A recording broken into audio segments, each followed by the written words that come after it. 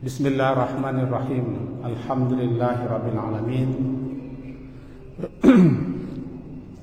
Wassalatu wassalamu ala Rasulillah wa ala alihi wa ashabihi ajmain.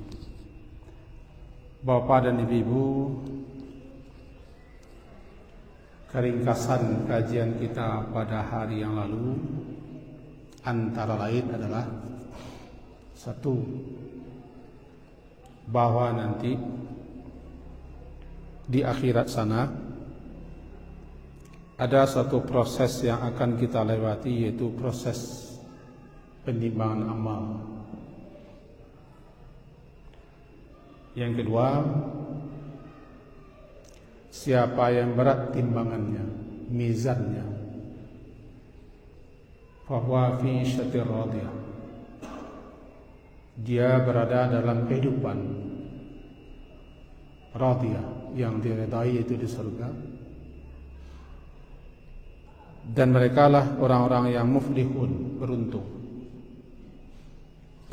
Sebaliknya, siapa yang ringan timbangan kebaikannya, maka orang itu fa ummuhu hawiyah, tempat kembalinya, tempat berkumpulnya, tempat pulangnya adalah hawiyah. Hawiyah adalah salah satu nama neraka. Disebut dengan hawiyah karena orang yang masuk ke dalamnya jatuh, terjun, meluncur ke bawah, sangat dalam. Bernamalah hawiyah. Fa ummu hawiyah wa ma adraka ma hiya narun. Yang berikutnya, bahwa yang akan ditimbang adalah, pertama, menurut para ulama, amal itu dijadikan bobot, dijadikan berbentuk sehingga bisa berat timbangan. Yang kedua, yang ditimbang itulah orang yang beramal. Kita juga akan ditimbang. Dan yang ketiga adalah catatan amal, juga akan ditimbang. Kemudian yang kelima, kesimpulannya, kita tidak dituntut untuk memikirkan, mempelajari dan menanya-nanya tentang timbangan itu bentuknya apa, letaknya di mana, terbuat dari apa, besarnya berapa. Karena dia gaib. Yang terbaik yang gaib itu adalah kita percayai. Kemudian ada amalan-amalan itu yang nilainya luar biasa, sehingga jika dia timbang sangat memberatkan timbangan. Nah, kaji kita malam hari ini menambah itu sedikit sebelum kita beranjak kepada telaga Nabi.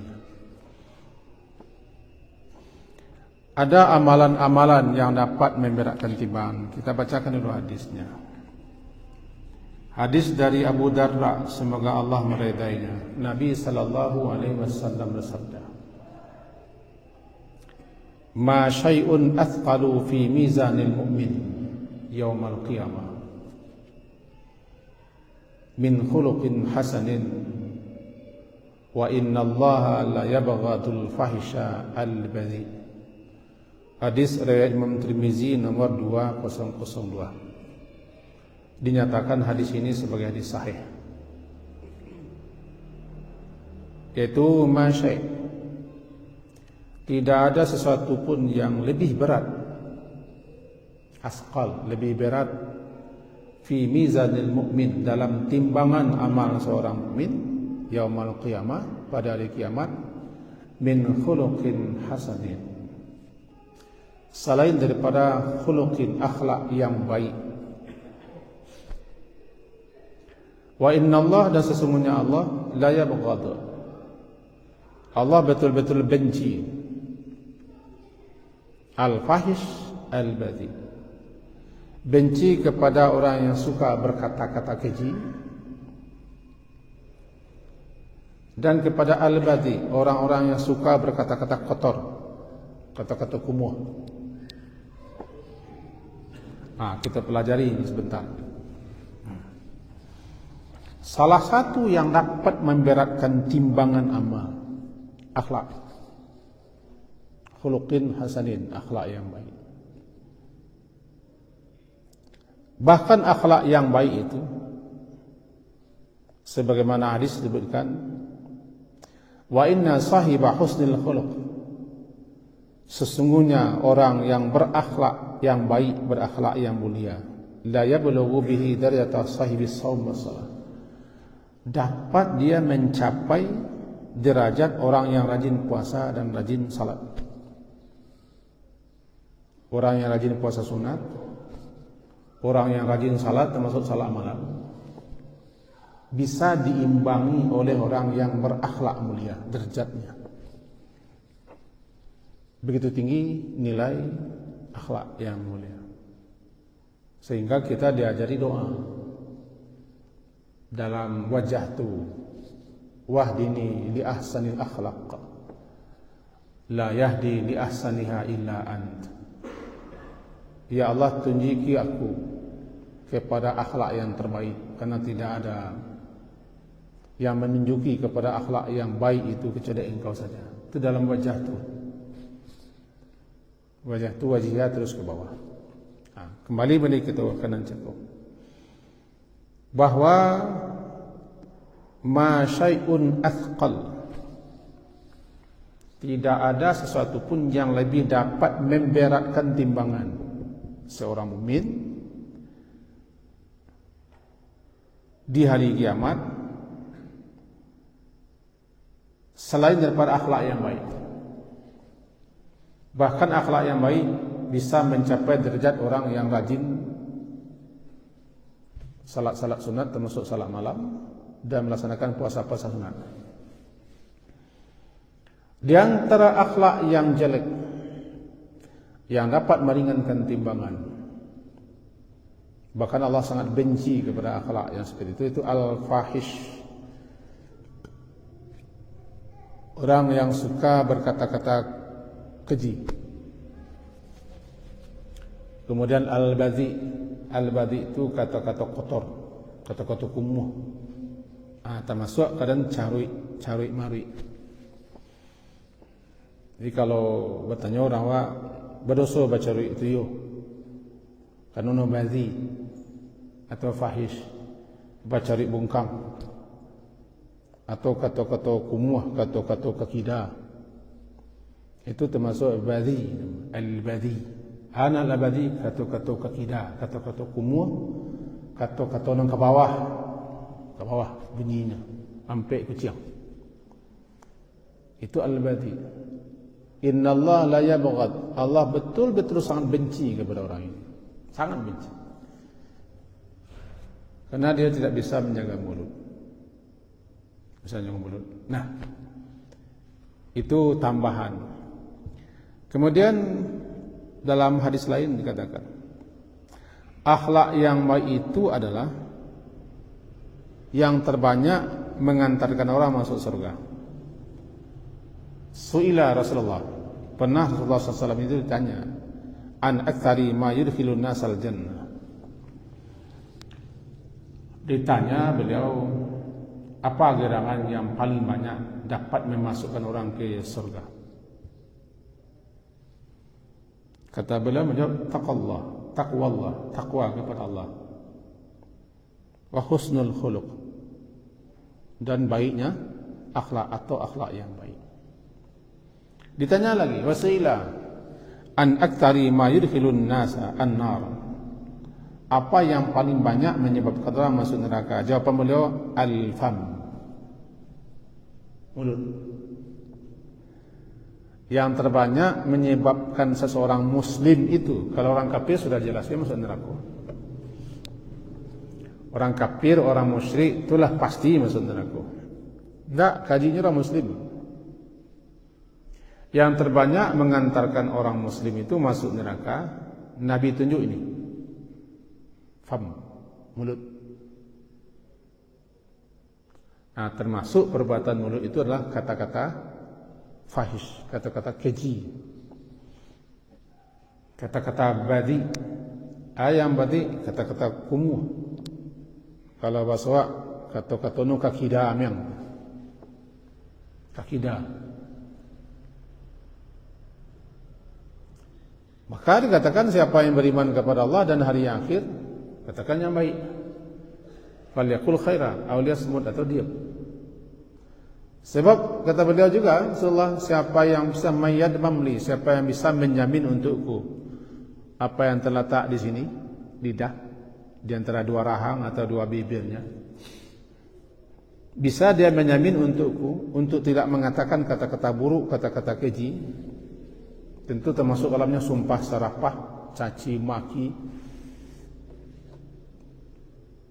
aku jamin untuknya surga. Begitu tinggi nilainya akhlak sehingga dapat memberikan timbangan. Ada satu lagi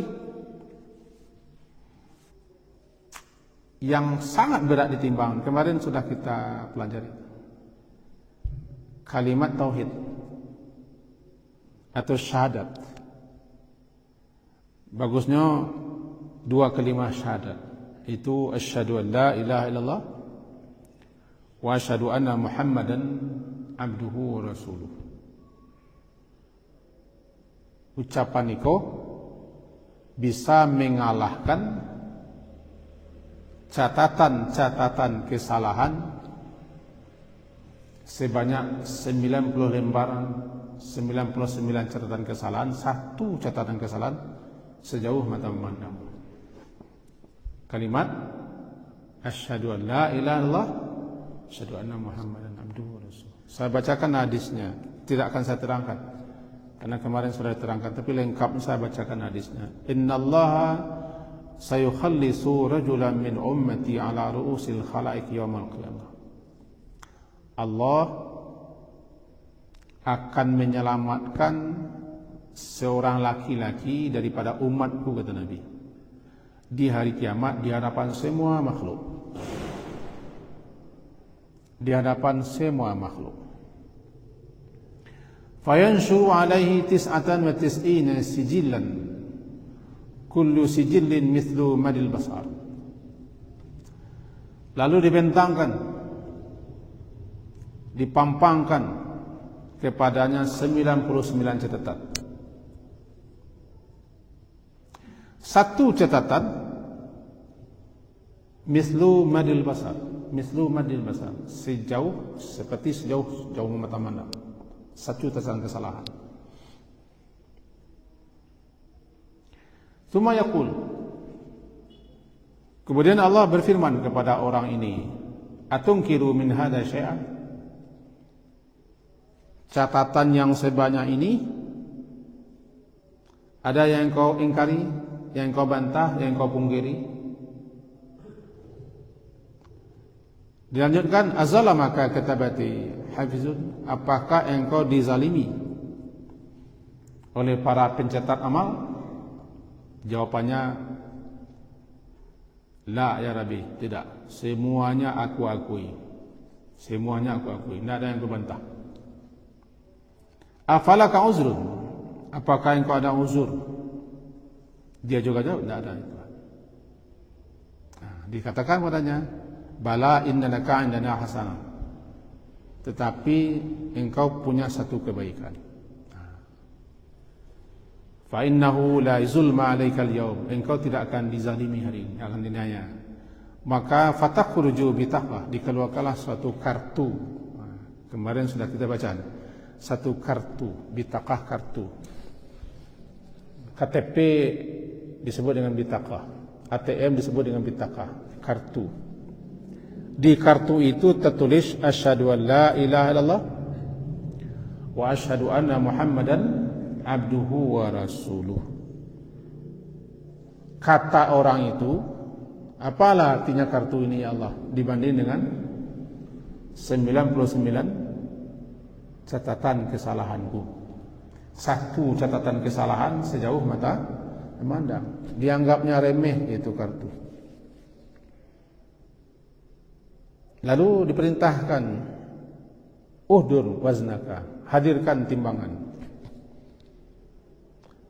Lalu diletakkanlah catatan 99 tadi di satu timbangan, dan diletakkan pula bitaqah itu, kartu itu di satu timbangan.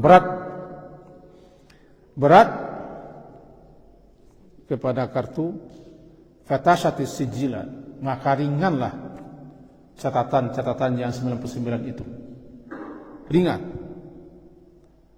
Maka tidak ada yang dapat menandingi dan mengalahkan beratnya nama Allah. Itu terhimpun dengan kalimat La ilaha illallah Muhammad Rasulullah. Jadi di sini apa kita pahami? Tahlil yang kita ucapkan, La ilaha illallah, atau lengkapnya La ilaha illallah Muhammad Rasulullah, atau asyhadu an la ilaha illallah wa asyhadu anna Muhammadan abduhu wa rasuluh, jangan dianggap sepele dan jangan dianggap enteng. Satu ucapan, jika Allah redai, Allah terima, mengalahkan 99 catatan kesalahan. Satu catatan kesalahan bila direntang lebar panjang sejauh mata memandang, isinya kesalahan-kesalahan saja. Cuman masalahnya cara membacanya lagi yang akan diperbaiki. Kalau tahlilnya tidak salah, siapa yang menjelaskan tahlil? Tahlil itu luar biasa. Tahlil kan nama bacaan la ilaha illallah. Cuman di orang awak namanya tahliyah. Petugas kata tahliyah. Tiba di sedekah tahliyah. Kalau asal katakan tahlil, tahalam yalam, tahlil, nama daripada ucapan la ilaha illallah. Perbanyaklah Allah. Kita tidak tahu mana ucapan tahlil kita yang Allah redai, mana yang Allah terima, dan mana yang tidak terima. Tidak tahu kita. Karena belum tentu orang yang banyak bertahlil itu terima oleh Allah. Bisa jadi Allah tidak setuju, Allah tidak suka dengan cara dia bertahlil. Bisa jadi orang yang tidak berapa bertahlil tapi dia serius sungguh-sungguh ikhlas, bisa jadi diterima tahlilnya. Model ini apa model? Orang ini diselamatkan di akhirat, dipaparkan, dipampangkan kepadanya 99 catatan kesalahan. Satu catatan itu sejauh mata memandang, dan itu tidak satu pun yang diingkari, dipungkirinya, dibenarkan semuanya. Ada bantahan? Tidak. Engkau protes? Tidak. Apakah malaikat-malaikat yang mencatat amalan engkau pernah berbuat zalim? Tidak ya Allah, semuanya aku akui. Engkau punya uzur lain? Tidak ada uzur ya Allah, tidak ada. Nah, lalu dikulakan? Tidak. Engkau punya satu kartu truf, kartu as, tidak? Kartu. Nah, dikeluarkan itu. Bitaka isinya asyhadu an la ilaha illallah wa asyhadu anna Muhammadan abduhu wa rasuluh, mengalahkan catatan itu. Jadi saya sudah membaca-baca, mempelajari dan membanding-banding. Juga dalam kitab yang lain kita tengok, itu salah satu fadilah, keutamaan yang luar biasa daripada tahlil. Untuk itu jangan berat lidah kita bertahlil. Kalau tidak suka kita mencari cara tahlil, secaranya tidak suka, tapi tahlilnya jangan sampai tidak suka. Karena orang bertahlil tidak suka kita caranya. Kok mengalah nih cara bertahlil kan? Itu terserahnya, tapi caranya yang kena. Caranya yang kena. Cuman jangan sampai kita tidak bertahlil.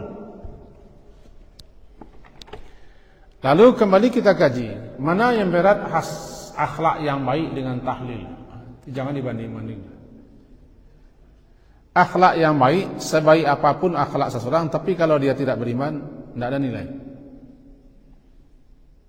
Elok, kalau bahasa awaknya mulutnya mani, kucindan, murah, awak rancak, kupiah, teleng, sakuih berisi, barang sentiang. panyapu. Tapi sembahyang enggak. Pasal enggak. Dah. Barabana santunnya eloknya, tapi enggak beriman. Enggak beriman. Tidak ada faedah gunanya akhlak yang baik itu kalau tidak beriman. Jadi kalau orang beriman, berakhlak baik, baru dapat mengalahkan. Akhlak baik itu dapat mengalahkan derajat orang yang rajin berpuasa sunat dan derajat orang yang rajin salat sunat, termasuk salat malam. Orang beriman, orang muslim, dia berakhlak yang baik, berakhlak yang mulia, namanya akhlak karimah. Atau dia khuluqun hasanun. Baik sekali. Ibadahnya yang pokok-pokok saja. Yang pokok-pokok miang ibadahnya. Tidak sarajin orang sebelah. Entah nama orang sebelah kan tak tahu. Orang sebelah, tidak sarajin orang sebelah. Cuman akhlaknya luar biasa. Akhlaknya bagus. Akhlak yang jelek mengantarkan orang ke neraka walaupun dia rajin puasa. Kita kutip dalam sebuah riwayat dari Abu Hurairah. Dikatakan kepada Nabi SAW, ya Rasulullah. Hadis diriwayatkan dari Imam Bukhari. Bunyinya begini, ya Rasulullah. Inna fulana taqumul laila wa tasumun nahar. Si anu Rasulullah. Si anu fulana ko si anu perempuan. Kalau fulan si anu laki-laki. Si fulana si anu perempuan itu taqumul lail. Rajin melakukan salat malam. Qiyamul lail. Wa tasumun nahar. Rajin pula berpuasa di siang hari, puasa-puasa sunat. Wa tasaddaq, dia juga rajin bersedekah. Tetapi Rasulullah wa tu'zi jiranaha bilisaniha, tapi mulutnya lancang kepada orang tetangga. Tu'zi jiranaha, dia menyakiti tetangganya dengan muncul nukaha. Muncul nukaha padiah. Iya padiah. Padiah sakit orang mana. Kalau bahasa kami dan di bawah cipas. Cipas. Ha? Cipe. Sangkut menengah ni benar. Pas. Padiah. Bayang rajin. Puasa rajin, sedekah rajin, mengaji rajin. Aleh. Makan ketupat Jumaat rajin loh. Kerajin. Tu'zi jiranaha bilisaniha. Dia menyakiti tetangganya, dengan lisannya, sakit tetangga. Kata Rasulullah menjawab begini, faqala Rasulullah SAW, la khaira fiha, hiya min ahlinna. La khaira, tidak ada sedikit pun kebaikan pada dia, tidak ada kebaikan pada diri wanita itu. Hiya finna, dia min ahlinna, dia termasuk penghuni neraka. Yang mengantarkannya neraka itu bukan lantaran tidak salat, dia salat. Dia puasa, dia bersedekah, dia rajin beramal. Cuman yang mengantarkannya ke neraka lisannya. Kan Rasulullah ditanya setentangan an aktsari may yudkhilun nasa annar, setentang apa yang paling banyak menyebabkan manusia ke neraka. Itu mulutnya. Mulut menjuang soalnya. Mulut. Tidak aman orang. Tidak aman orang. Kalau bahasa cimbuaknya mau tak pinggang. Amo mangkek kodek sebelah ke kalau tangkai orang. Halo. Sebelah nangkeknya kodek tangkai. Tapi sembahyang rajin. Dia mencuba lalu mana? Ambo baru bisa mencubanya. Lagi ke tengah labu ai jujaina bu orang kan. La khaira fiha, la khaira, tidak ada kebaikan pada si wanita itu. Walaupun dia rajin salat malam, puasa sunat siang hari, bersedekah rajin, tapi mulutnya tidak aman orang. La khaira fiha. Tidak ada kebaikannya. Dia min ahli nar, dia termasuk penghuni neraka. Kemudian ada pula yang berkata, qalu ya Rasulullah wa fulanah tusalli al-maktubah. Ya Rasulullah, si anu cuma salat fardu. Wa tasaddaqa bi athwar, kok lagi bersedekah tapi sedekahnya rame-rame. Sisa-sisa beli bawang ke belai. Rame. Tak banyak semua. Segini namanya bi athwar. Dengan barang-barang kecil-kecil. Wala tu'dhi ahadan, tapi dia tidak pernah menyakiti seorang pun dengan lisan, tidak pernah orang tersakiti. Senang seorang. Cuman masalahnya salatnya pokok-pokok saja lah. Paralu-paralu saja. Faqala Rasulullah sallallahu alaihi wasallam, hiya min ahlil jannah. Dia termasuk penghuni surga. Apa itu? Akhlak. Jamin oleh kalian daripada mengatakan, mulut kalian mengatakan hal-hal yang tidak benar, yang tidak baik, menjaganya, memeliharanya, aku jamin untuk kalian surga, kata beliau Rasulullah sallallahu alaihi wasallam. Dan itu memberatkan timbangan. Kita ambil contoh yang kedua. Ayat itu terkenal. Ya ayyuhalladzina amanu la tubtilu shadaqatikum bil manni wal adha. Al-Baqarah kan 262 salah. Wahai orang-orang yang beriman, jangan kamu batalkan. Apa membatalkan? Kamu batalkan sedekah kamu bil manni wal adha, dengan menyebut-nyebut dan mengeluarkan kata-kata yang menyakitkan. Sedekah, bantu, menolong, melapangi, meminjamkan. Kemudian entah apa sebab kerana di satu kesempatan malatih ni mencong nakah. Malatih mencongnya.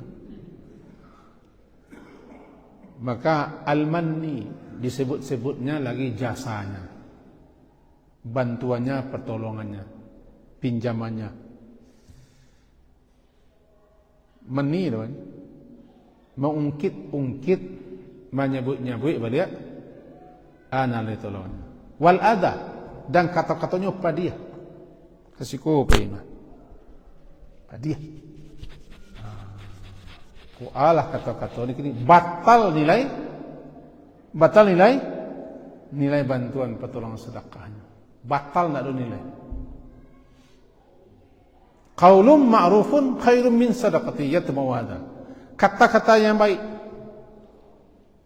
Kata-kata yang baik lebih baik daripada sedekah tapi diiringi dengan manni wal adha. Mengungkit-ungkit dan kata-kata yang padiah keluar. Menyasar dia menolong kau. Menyasar dia menolong kau. Satu contoh. Ada dulu tak ikut kau. Lawa kau kadang gini. Laki kau tahu di rumah. Panjang cerita noh, panjang. Laki-laki ni tahu. Aku lah habis. Takut kita kata Rasulullah SAW, ia min ahlin nar, dia termasuk penghuni neraka. Tidak aman orang, tidak aman. Jadi intinya akhlak yang baik memberatkan timbangan. Tapi bagaimanapun baik akhlak orang, kalau dia tidak beriman, tidak ada nilai. Tidak ada nilai. Berarti orang muslim, orang mukmin, maka berusahalah untuk berakhlak yang baik, akhlak yang mulia. Jangan anggap remeh, memberatkan timbangan. Di samping zikir-zikir, di samping kalimat tauhid yang telah kita pelajari. Nah, itu kira-kira 4. Satu lagi berupa buah hadis kita bacakan ini. Itu hadisnya diriwayatkan oleh Imam Bukhari dan Imam Muslim. Imam Bukhari menyebutkan dalam kitabnya, juga Imam Muslim, bunyinya begini. An Abi Hurairah radhiyallahu anhu an Rasulullah sallallahu alaihi wasallam annahu qala. Dari Abu Hurairah daripada Rasulullah SAW, Rasulullah bersabda, innahu, sesungguhnya nanti di hari akhirat akan dihadirkan, akan didatangkan ar-rajul azim as-samin, laki-laki besar bertubuh gemuk, besar bertubuh gemuk di hari kiamat.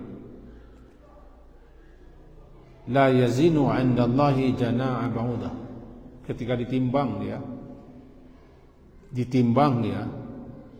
tidak lebih berat daripada sayap seekor nyamuk. Halo? Kau tidak menyindir orang kadang tu kah? Ar-rajulul azimul samin, laki-laki besar gepuk. Kadang gepuk. Cuman ketika ditimbang nanti la yazin, tidak ada nilai timbangannya di sisi Allah, dan tidak lebih berat daripada janah ba'udah. Janah itu sayap seekor samuk, sayap seekor nyamuk. Berarti nilai. Dalam surah Kahfi disebutkan fala nuqimu lahum yaumal qiyamati wazna. Maka kami tidak akan pasangkan untuknya nanti timbangan di hari kiamat. Andaikan ditimbang, beratnya tidak ada, sangat kecil beratnya. Itu dalil rupanya orang yang berbuat amal juga ditimbang. Di samping amalannya ditimbang, maka orang yang beramal pun atau pelaku amal pun nanti akan juga ditimbang, Nah, ada salah seorang sahabat namanya Ibnu Mas'ud atau Abdullah bin Mas'ud. Ibnu Mas'ud ini termasuk salah seorang sahabat Nabi yang bertubuh kecil. Tapi keberaniannya, ketakwaannya luar biasa, amal salehnya luar biasa, bacaan Qur'annya sangat merdu.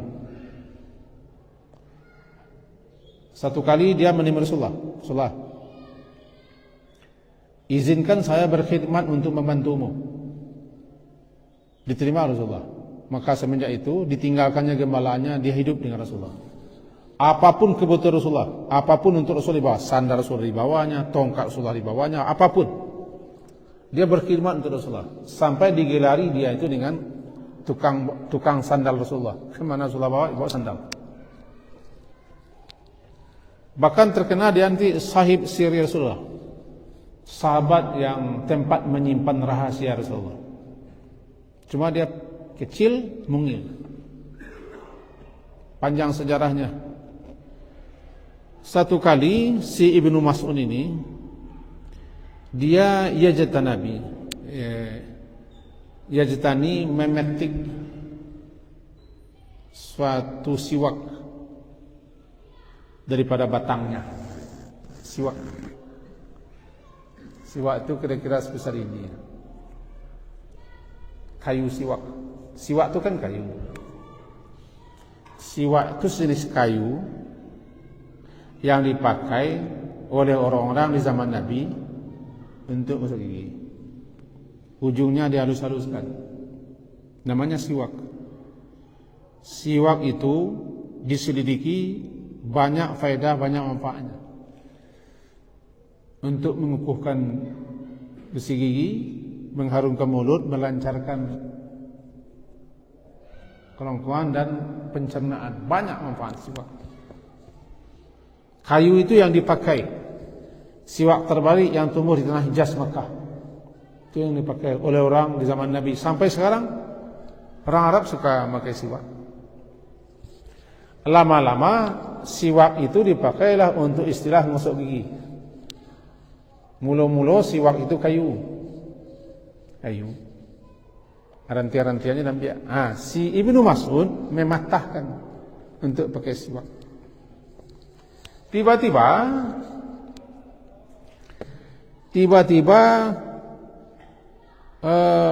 rih bertiup angin. Lalu angin yang bertiup itu menyingkapkan dua betisnya. Kiranya betisnya sekarang tiang. Kecil orang wak, batinnya sekarang tak sapu.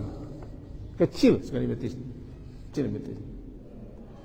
Manjat, nampak ditiup angin nampak betisnya. Orang ko betisnya. Nampak betisnya, nampak. Melihat itu fadahikal qaum, orang-orang tertawa mentertawakan betisnya yang kecil. Mendengar itu Rasulullah bersabda, faqala Rasulullah SAW, mimma tadahakun. Kalau bahasa waknya, anang kalian galaan. Apa yang kalian tertawakan? Kata sahabat-sahabat yang tertawa, ya Nabi Allah, min dikati saqahi. Betis Ibnu Mas'ud kecil sudah. Kecil. Kata beliau menjawab, faqal walladhi nafsi biyadi, aku bersumpah demi jiwaku yang berada di tangan Allah, lahuma kedua betisnya itu athqal fil mizan min Uhud, lebih berat jika ditimbang daripada bukit Uhud itu. Bukit Uhud di Madinah. Bukit Uhud di Madinah, bukit besar di Madinah. Terkenal. Lahuma, kedua betis yang kalian tertawan itu, jika ditimbang, lebih berat bukit Uhud. Yang tadi orang gapuak gadang gapuak sudahlah gadang gapuak tu boyok dulu itu. Kalau dalam riwayat lain disampaikan orang gemuk kemudian orang banyak makan banyak minum ditimbang, rupanya lebih berat pula sayap sekon nyamuk. Sekarang Ibnu Mas'ud betisnya yang kerdil, yang kurus lebih berat daripada bukit Uhud. Iko dalil menurut para ulama bahwa pelaku amal atau orang yang beramal atau kita juga akan ditimbang. Amalannya ditimbang, yang melakukan amal juga ditimbang, kitab catatan juga ditimbang.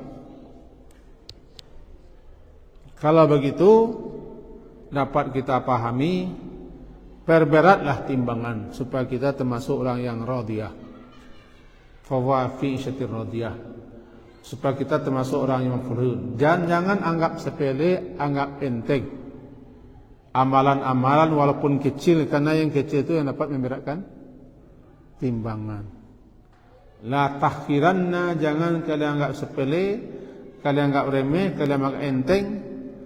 Perbuatan kecil sekecil apapun bukan baik, kerjakan, karena dapat memberatkan timbangan. Apapun dia, yang dianggap orang remeh, yang dianggap orang sepele, kerjakan itu. Karena kita tidak tahu kita bobot berat satu amalan. Karena Allah Subhanahu wa taala Maha tahu. Gunanya timbangan bukan untuk Allah tahu, enggak. Dengan cara begitu Allah ngasih tahu kepada kita, ini beratnya, ini nilainya, ini ukurannya. Nah, dapat kita tarik kesimpulannya. Kita tarik kesimpulan dari apa yang kita sampaikan, bahwa wajib kita imani, wajib kita yakini, wajib kita percaya adanya namanya mizan, timbangan amal. Bahwa kita nanti akan ditimbang. Salah satu yang membuat kita, bahkan juga Nabi SAW, tidak ingat kepada siapa-siapa termasuk orang yang dicintai. Salah satunya ketika ditimbang. Kalau tidak salah, Aisyah pernah bertanya kepada Rasulullah, "Ya Rasulullah, nanti di akhirat sana apakah engkau masih ingat dengan kami?" Kita ulang, bunyinya kira-kira begitu, "Ya Rasulullah, nanti di akhirat sana apakah engkau masih ingat dengan kami?" Jawaban beliau, di 3 keadaan tidak. Di 3 keadaan, di 3 tempat tidak.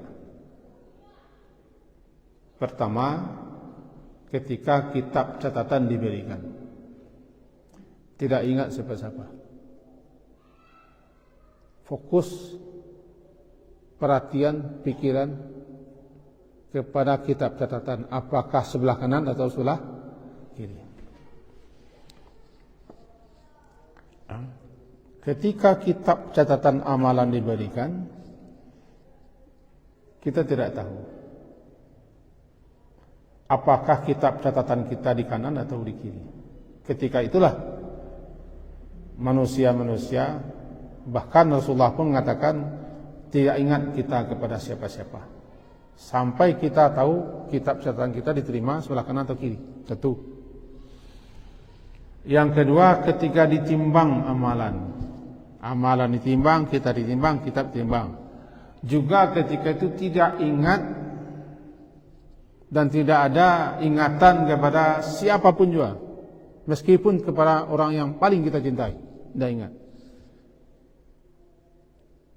Karena pikiran ketika itu tertuju apakah berat atau ringan timbangan.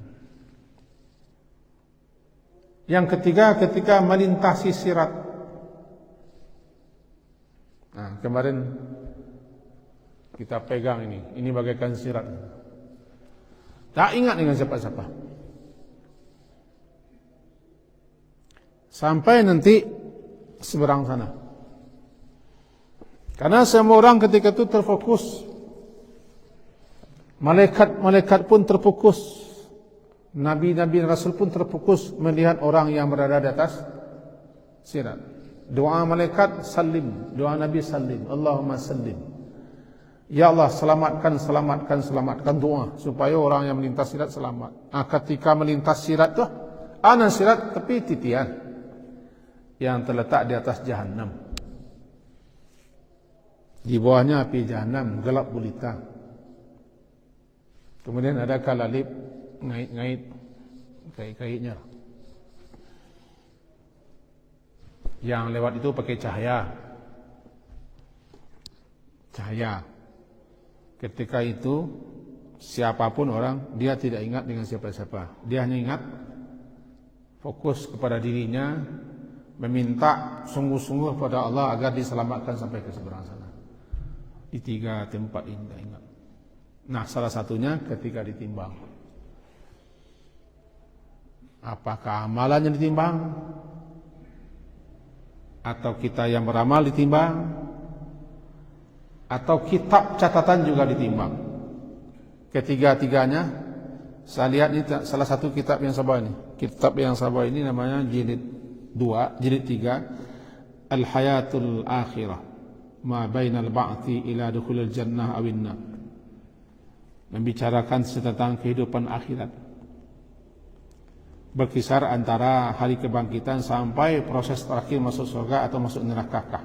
Jilid 3. Di sini katakan ini dengan dalil-dalil yang lengkap, yang kesimpulannya adalah amalan kita ditimbang, amalan kita tuh punya bobot, punya berat, punya kadar, punya bobot, punya nilai, punya kadar, ditimbang amalan itu. Dan kita beramal juga ditimbang. Kitab catatan amal juga ditimbang. Ketiga-tiganya ditimbang. Kalau berat kepada yang baik-baik, muflihun. Faulaika humul muflihun. Maka mereka itu adalah orang yang menang, beruntung. Tapi kalau tidak, di surat Al-Mu'minun, jika tidak, faulaika alladziina khasiru anfusahum, itulah dia orang yang merugikan diri sendiri. Di dalam neraka mereka kekal. Ringan timbangan adalah alladziina khasiru, orang yang merugikan diri sendiri di dunia ini. Karena timbang kebaikannya ringan. Untuk itu dinasihatkan kepada kita, jangan hanya asik kita memperbanyak mengumpulkan barang-barang yang tidak akan dibawa. Asik menghimpun, mengumpulkan sesuatu yang akan kita tinggalkan. Tetapi juga hendaklah kita bersibuk-sibuk diri melakukan apa yang akan memberatkan timbangan. Di antaranya itu perbanyak zikir, perbanyak berbuat baik, berakhlak baik, perbanyak membaca kalimat tauhid, dan perbanyak amal saleh. Amal-amal saleh.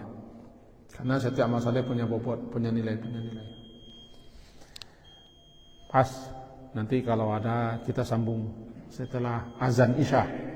Kita hentikan sejenak dengan mengucapkan alhamdulillah.